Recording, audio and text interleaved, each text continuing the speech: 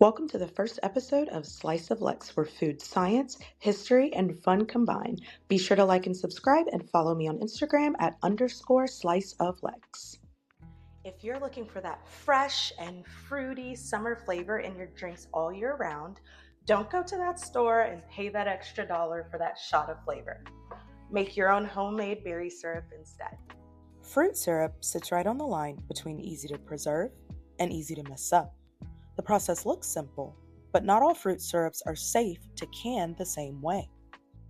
Today, I'm breaking down how to safely water bath can berry syrup, why the method works, what mistakes to avoid, and the science and history behind this preservation method. Before refrigeration, people had two big problems. One, fresh fruit spoiled quickly and unpredictably, especially during peak harvest seasons. And two, sugar was valuable but expensive to come by. Fruit syrups are one way people tried to solve both. By boiling fruit with sugar, they could concentrate flavor and calories and make fruit last well beyond its season. Berries mattered here for a specific reason. They're highly perishable, intensely seasonal, and naturally acidic. That acidity is what made berries easier to preserve as syrup than some other fruits, even if people didn't quite understand why just yet. To make syrup last, fruit was boiled down, sometimes clarified, and stored in carefully cleaned containers. Even then, early cooks didn't really know about microbes or pH. All they knew is that some jars lasted and other jars didn't.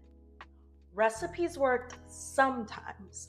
Other times they fermented, molded, or just made people really sick. That inconsistency led to generations of trial, error, and sometimes just plain old guesswork. Historical guides describe syrups as needing to be aseptic or sterile because people noticed that fruit acids and sugar alone weren't always enough. If the syrup wasn't heated and sealed properly, spoilage still happened. It wasn't until microbiology caught up, when we learned how bacteria, acidity, and heat interact, that preservation stopped being hopeful and became reliable. That's where water bath canning comes in. It is a tried and true tested process that works every time as long as you follow the rules. Berry syrup isn't just flavor in a jar. It's acid, heat, and sugar all doing very specific jobs. Now that we know how berry syrup specifically came to be and why preserving them sometimes failed, let's take a closer look at the ingredients we're going to be working with. First up, berries. Berries bring three important things to the jar: natural acidity, water content, and flavor. That acidity matters for safety because certain dangerous bacteria, like botulism, can't grow below a specific pH. That's one reason why berries were easier to preserve than some other fruits. Even before people truly understood pH, they knew certain fruits were simply more forgiving. If you swap out berries for a lower acidity fruit, say peaches or mangoes, then the recipe changes. Different fruit, different risk, different process. Sugar has always done more than just make things sweet. Historically, it acted as preservation insurance. Sugar actually lowers water activity. It ties up all of the water that's in the syrup so that microbes can't use that water to grow. Cutting sugar doesn't just impact the flavor. It can shorten the shelf life and increase the spoilage risk of your syrup. This is important because although sugar is used for the preservation process, it does not replace proper heat processing, nor does it make food sterile. Spores can survive in sugary foods if they're not processed correctly. Though optional in some recipes, lemon juice boosts acidity to make sure the final pH stays safely in the water bath range. Changing the amount or skipping acid can actually make a recipe really unsafe. So I would recommend that you use your acid. This is why ratios and recipes matter and why tested recipes are non-negotiable when canned. The ingredients are just as important as the system that they go into. Clean, properly prepared jars reduce contamination before processing even begins. The water bath provides consistent boiling heat to destroy spoilage organisms and create a vacuum seal. For high acidity fruits like berries, this level of heat is sufficient when the recipe is followed to a T. Jar lifters, funnels, and headspace tools aren't fancy extras. They prevent burns, spills, and sealing issues that can compromise the safety and flavor of your syrup. Every ingredient in this system has a job to do.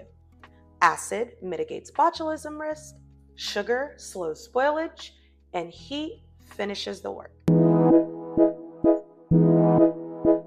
So today we're going to be following the USDA tested berry syrup recipe, which works for strawberries, blueberries, cherries, raspberries, and grapes. I have a mix of frozen strawberries, blueberries, and raspberries here. So what you're going to do is you're going to start with about 6 to 6.5 cups of fresh or frozen berries. Make sure you wash and hull your fruit if you are using fresh fruit.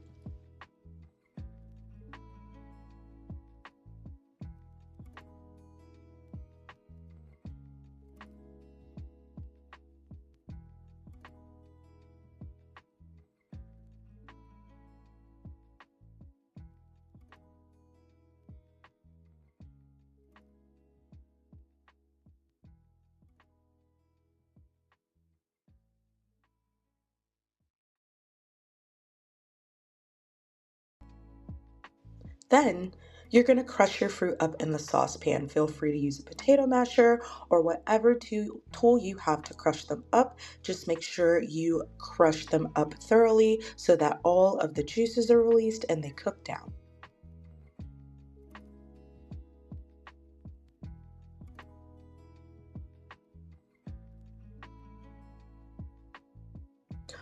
Once the berries are crushed down, you're going to heat them up to a boil and then let them simmer for about 5 to 10 minutes until they're really soft and all of the juices have been extracted.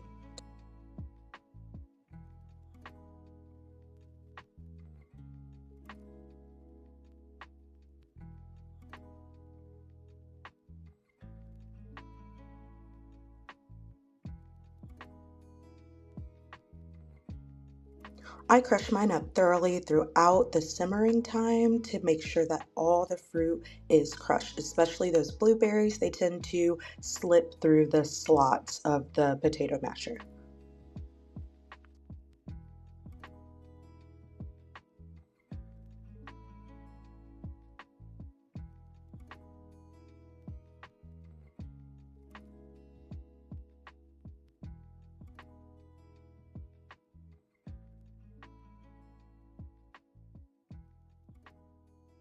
Here's our crushed up, boiled down juice. We've got some beautiful full color. Look at that, that's gonna be delicious. And please disregard my burned oven mitt, that's what they're for.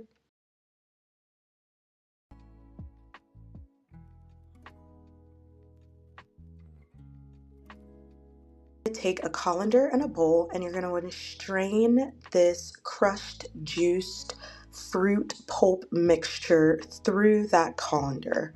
If you use a tool like I do to kind of press the fruit through, be very careful so that you don't press through little bits and chunks.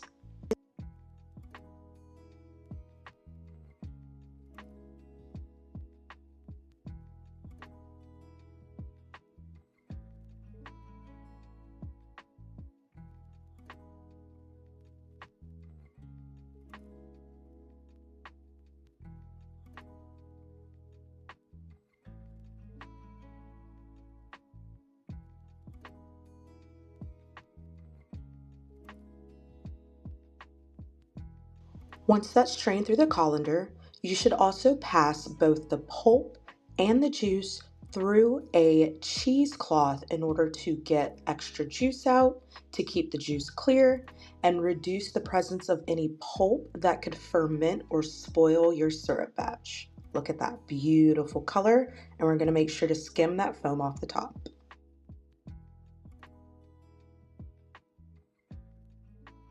All right, here is where our sugar and our acid come into play. Today for acid, I'm going to be using lime juice. So what we're going to do is we're going to take our skimmed fruit juice and we're going to return it back to our sauce pot. As you're returning your juice, make sure you measure. I got about 4 cups of strained juice out of this, so I'm going to add 6 cups of sugar to my saucepan. Usually recipes will give you about 5 cups of strained juice, so you should add 7 cups of sugar.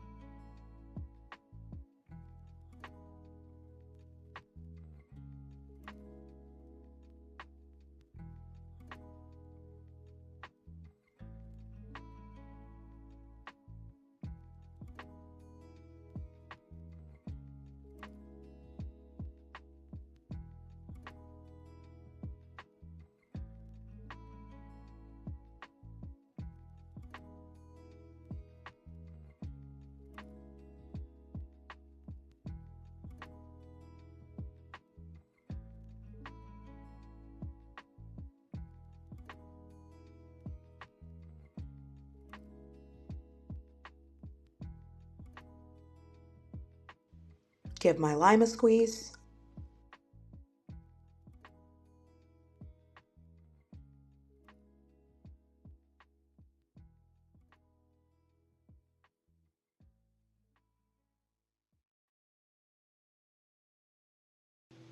With our sugar and acid added in, we're going to bring this mixture to a boil and let it simmer for 1 to 3 minutes. Make sure you don't undercook the syrup, which can leave it too thin, or overcook it, which could turn it into a jam or a jelly.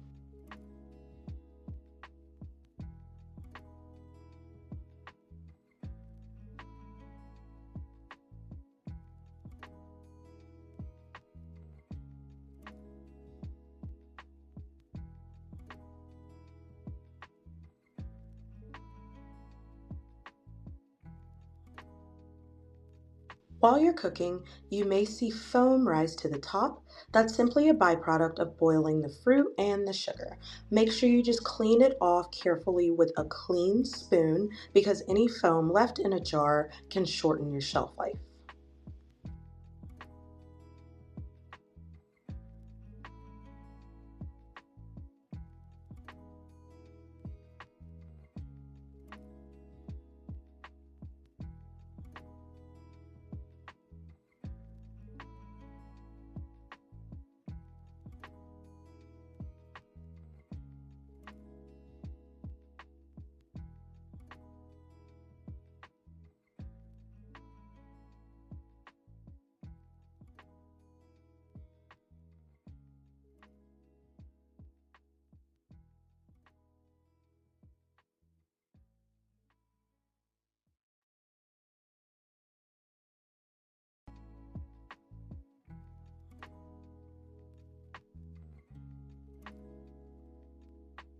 Once your syrup has finished reducing, you're now going to fill your sterilized jars with hot syrup, leaving about a half an inch of space at the top. So you're going to use your funnel. Most of the funnels used for filling mason jars have about a half an inch of jut out, so that can help you measure how much syrup you're putting in.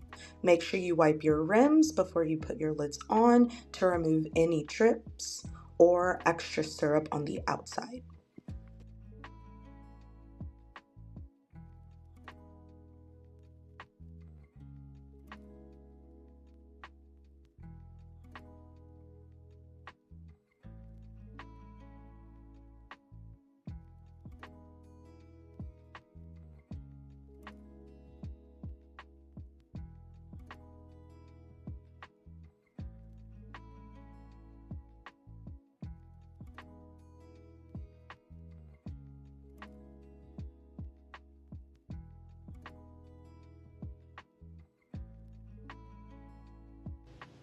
Once the jars are filled, You're going to seal your lids tightly. Make sure they're fingertip tight so you can't get a fingertip underneath the lid.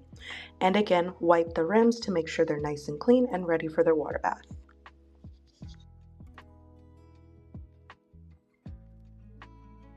Look at that gorgeous color. I got about 32 ounces of syrup out of this recipe. Process the jars for 10 to 20 minutes at a rolling boil according to your elevation.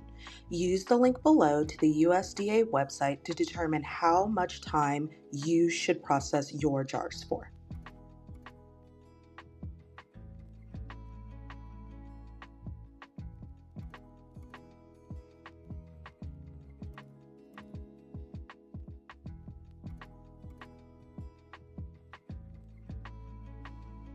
Look at that. That looks incredible. I can't wait to dive in.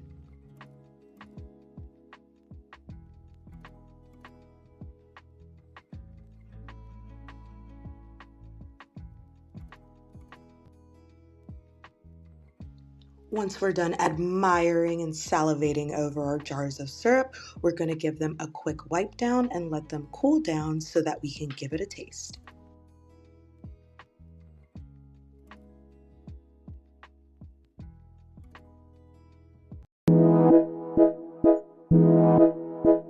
And now it's time for a safety check. Like I said before, some forms of spoilage, like botulism, are invisible.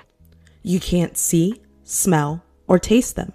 Other forms of spoilage can be more obvious, but only slightly.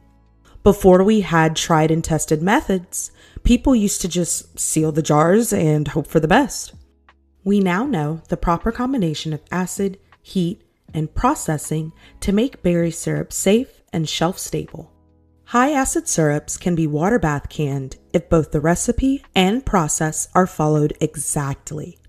Berry syrups fall into the high acid category when made according to tested recipes, which is why water bath canning is both appropriate and safe here. Sugar alone does not stop all microbial growth, it just lowers water activity. Acid makes the environment hostile to Clostridium botulinum, the bacteria that causes botulism, and heat kills other microbes. If your fruit isn't acidic enough, if you reduce it until it's jam thick, or if you substitute ingredients in a way that changes acid or water levels, that can make this unsafe. That's why tested recipes aren't suggestions, they're safety systems. All right, y'all, it's time for my favorite part, the taste test. So what I'm going to do is I'm going to film this live, no script, nothing like that. I want you guys to see it, my honest, authentic reaction to whatever I make. So what I'm going to do is I'm going to make some state fair style lemonade. I've got my lemon here. I've got my sugar back there. I'm going to muddle it up and we are going to try our berry syrup with it. So I'm going to start by cutting this lemon.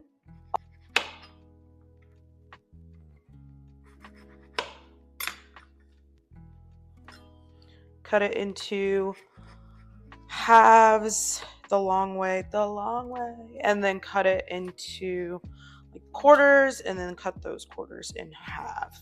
These are really big lemons, so you usually don't have to have them that much, but I did. I'm going to use about 6 to 8 slices depending on how I feel for this. So I've got my cup here. That's 4. I'll put this here. Actually, I had one from earlier, so I'm just going to cut that in half, and that makes 6. I think 6 will be enough because these are really big GMO lemons. So we're going to grab our sugar. So I'm going to use about 1/4 a cup of sugar. You can use as little or as much as you want. I prefer my lemonade to be more tart than sweet. And I think with this recipe, that might be the best thing because the syrup is very sweet. All right, now it's time for the fun part. We muddle. So you're gonna do this, I don't know, until everything's all mixed together. You kind of want it to be like a thick slurry at the bottom. Right. Make sure you muddle it enough to release all the juices from the lemons, the oil from the rind, and get it mixed up really well with the sugar. I tend to muddle for a while because I like all the flavors to really get in there, but you don't have to muddle as much. Now we've got it all muddled. I'll let you guys look. That looks delicious. Okay.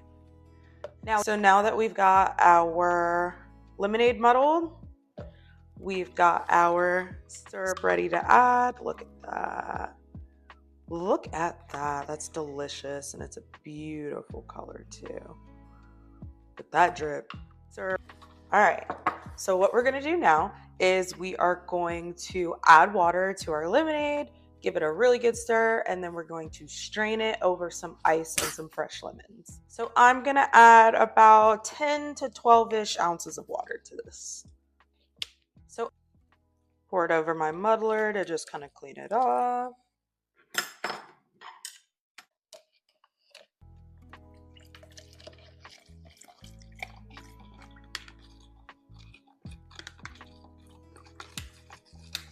Stir it really, really well. Grab a glass, some fresh lemon, some fresh ice, and let's try it out.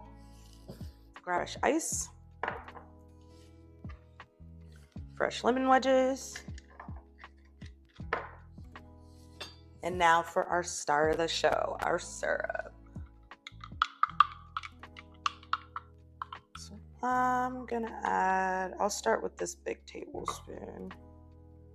Just pour that in there. Oh, that looks so nice. I'm gonna pick it up and show you guys so you can see. Look at that. Beautiful. All right, let's pour this lemonade over.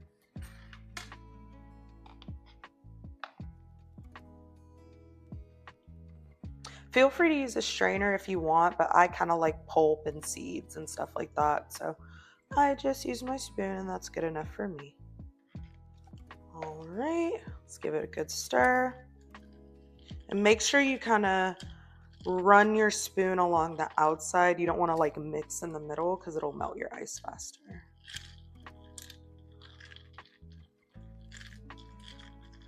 Push those lemons down.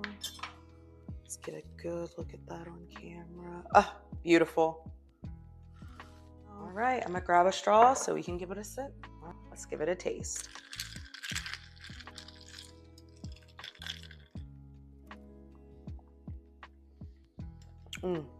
It's really good. Yep, the berry syrup is really sweet, but if you make a nice tart lemonade, they go together perfectly. That's delicious. And I can definitely see it going really well on like pancakes or ice cream or any sort of dessert. So this is a winner, y'all. Cheers. If you want simple, easy to make sweetness right at home, this berry syrup recipe is for you. It's safe to make and can at home in a water bath as long as you follow the rules. Following these exact steps is important. If you skip a step or you modify something, you could be putting yourself and your family at risk for getting sick. Thank you so much for joining me for this first episode. Be sure to like and subscribe to @Slice of Lex. Follow me on Instagram @_Slice of Lex. And be sure to comment down below for any new content you want to see, any recipe ideas you want me to try, or any other food science, myths, history that you want me to explore. Bye for now and enjoy.